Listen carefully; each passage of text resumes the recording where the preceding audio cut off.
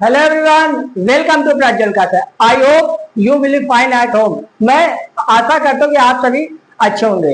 अब आप लोग जैसा कि जानते हैं, अभी तक मैं आप लोगों को ग्रामर में ओवरऑल 2 क्लास पहले पढ़ा चुका हूँ। आज मैं आप लोगों को ग्रामर की जो है कौन सी क्लास पढ़ाने जा रहा हूँ?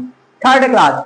आज हम लोग किसके बारे में जानेंगे? आज हम लोग किसके बारे में जानेंगे? सेंटेंस के बारे में, कि जो आप लोग का सेंटेंस होता है अब ये किस किस तरीके से बनता है। कि जो आपका सेंटेंस दिया गया है अब ये कि मतलब एक तरीके से ऐसे समझिए कि कोई भी सेंटेंस अगर दिया गया है तो वो किन किन चीजों से मिलकर के बना है, उसके बारे में आज हम लोग जानने वाले हैं। अब आइए हम लोग देखते हैं। अब आप लोग ऐसे समझ सकते हैं कि आप लोगों को पता ही है कि अब भाई सबसे पहले क्या आता है? लेटर। आप तो जानते हैं ना। अब उसके बाद क्या आता है? फिर लेटर के बाद फिर क्या आता है? वर्ड। अब फिर उसके बाद क्या आता है? सेंटेंस। क्लियर?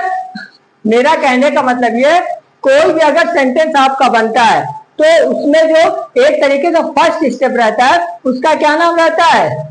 लेटर। उसके बाद जो आप लोग का लेटर रहता है फिर उससे क्या बन जाता है? वर्ड। फिर उसके बाद जो वर्ड रहता है उससे आपका क्या मिल करके बन जाता है? सेंटेंस। उसी के बारे में आज हम लोग जानने वाले हैं। क्लियर?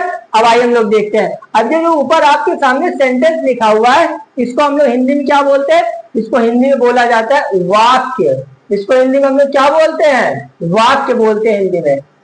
ठीक है, इसको हम लोग हिंदी में क्या बोलेंगे? वाक्य। क्लियर हो गया? अब बताइए इसमें कोई डाउट, कोई कंफ्यूजन किसी भी प्रकार का?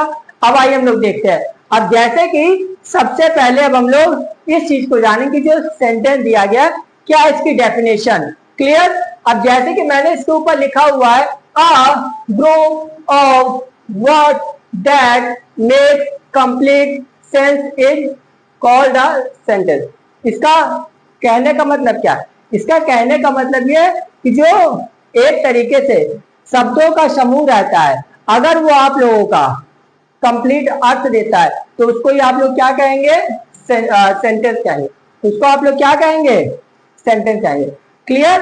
अब आइए देखते हैं नेक्स्ट। अब जैसे कि और एक तरीके से आप लोग समझ सकते हैं। अब जैसे कि मैंने इधर लिखा हुआ है, अब इसमें आप लोगों से बोला गया ना वर्ड ग्रुप। अगर आप लोगों के सामने कोई ना कोई एक तरीके से वर्ड ग्रुप आ जाता है, क्लियर, और वो अगर एक तरीके से कंप्लीट मीनिंग दे देगा तो आप लोग उसको क्या कहेंगे? उसको आप लोग क्या कहेंगे बताइए? उसी को हम लोग क्या कहते हैं? सेंटेंस। क्लियर? अब बताइए इसमें कोई डाउट, कोई कंफ्यूजन? क्लियर?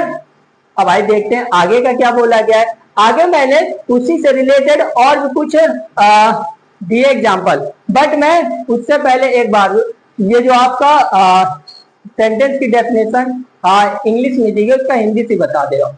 ऐसे समझ लीजिए आप लोग आसान से शब्दों में, कि एक तरीके से ऐसे समझिए आप लोग आसान से शब्दों में कि भाई शब्दों का ऐसा समूह जिसका कंप्लीट, पूर्ण और सही अर्थ निकलता है उसको हम लोग क्या कहते हैं? उसको हम लोग क्या कहते हैं भाई?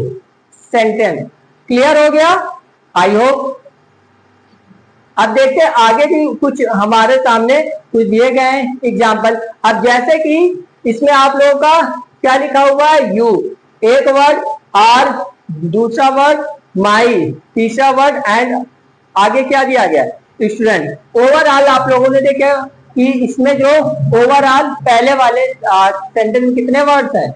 4 वर्ड है। क्लियर हो गया? अब देखेंगे अगर आप लोग इसमें क्या लिखा हुआ है? You are my student. अब आप लोगों ने क्या देखा इस वाले सेंटेंस में कि जब मैंने 1 वर्ड, 2 वर्ड, 3 वर्ड, 4 वर्ड, ये जब मैंने ओवरऑल 4 वर्ड को ऐड कर दिया, इकट्ठा कर दिया, तो फिर ये क्या देने लगे? एक कंप्लीट मीनिंग देने लगे। अगर आप लोगों का कोई वर्ड कंप्लीट मीनिंग देने लगेगा तो उसको हम लोग क्या कहेंगे? सेंटेंस। क्लियर हो गया? आइए देखते हैं नेक्स्ट आगे क्या बोला गया है।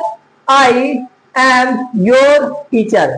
आई आपका पहला वर्ड, एम आपका दूसरा वर्ड, फिर क्या है? योर आपका तीसरा वर्ड एंड टीचर। ओवरऑल आपके अब कितने वर्ड हो गए? 4 वर्ड हो गए। अब मैं इसको क्या कर देता हूँ? कंपाइल कर देता हूँ, इकट्ठा कर देता हूँ। अब आप लोग देखिएगा इसमें आई एम योर टीचर। अब ये जो आपके सामने 4 वर्ड दिए गए थे तो मैंने इसको क्या कर दिया? इकट्ठा कर दिया तो फिर ये क्या देने लगा, एक कंप्लीट मीनिंग देने लगा। इसी को हम लोग क्या कहेंगे, सेंटेंस। अब इसमें कि जैसे कि बोला गया था आई एम योर टीचर, मैं आपका टीचर हूं। अब आप लोग अच्छी तरीके से समझ गए होंगे कि कोई भी अगर वर्ड दिया गया है वो अगर एक तरीके से इकट्ठा हो जाता है, कंपाइल हो जाता है और वो अगर आपको कंप्लीट मीनिंग देने लगता है तो उसी को आप लोग क्या कहेंगे, सेंटेंस। क्लियर। आइए देखते हैं हम नेक्स्ट आगे क्या बोला गया है।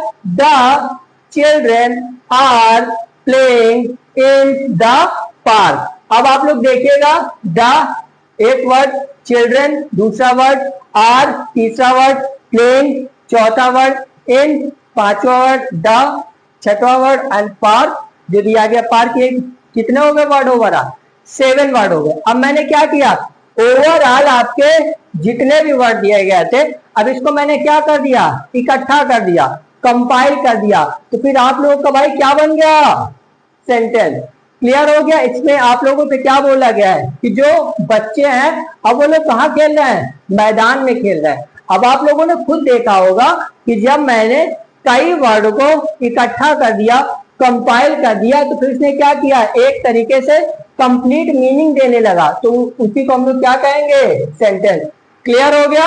आइए देखते हैं हम नेक्स्ट अगला एग्जांपल क्या बोला गया है। द सन, आगे क्या बोला गया, RISES, इसे हम लोग क्या पढ़ते हैं, rises in the east. Overall देखते हैं, एक word, 2 word, 3 word, 4 word, 5 word and 6 word. Overall आप लोगों ने खुद काउंट कर लिया होगा कि अब इसमें ये जो आप लोगों का 4th नंबर एग्जांपल दिया गया इसमें कितने वर्ड थे, 6 वर्ड। अब मैंने क्या किया, इनको इकट्ठा कर दिया, कंपाइल कर दिया। कंपाइल करने के बाद ये क्या मीनिंग देने लगा, कंप्लीट मीनिंग देने लगा। तो अगर आप लोगों का कोई भी वर्ड ग्रुप है वो अगर इकट्ठा हो जाता है उसके बाद कंप्लीट मीनिंग देने लगेगा तो उसे आप लोग क्या कहेंगे, सेंटेंस। क्लियर हो गया। ये थे आप लोगों के ओवरऑल 4 एग्जांपल। मैं जो है कि आशा करता हूँ कि ये जो मैंने आप लोग को पढ़ाया होगा अच्छी तरीके से आ गया होगा आप लोग को। अगर आप लोगों को किसी भी प्रकार का कोई भी डाउट हो तो प्लीज आप लोग कमेंट बॉक्स में कमेंट कर दीजिएगा। ओके गाइस, अगर आपको मेरा वीडियो अच्छा लगा तो प्लीज लाइक शेयर और आप लोग क्या करेंगे भाई, आप लोग बताइए कि सब्सक्राइब करेंगे।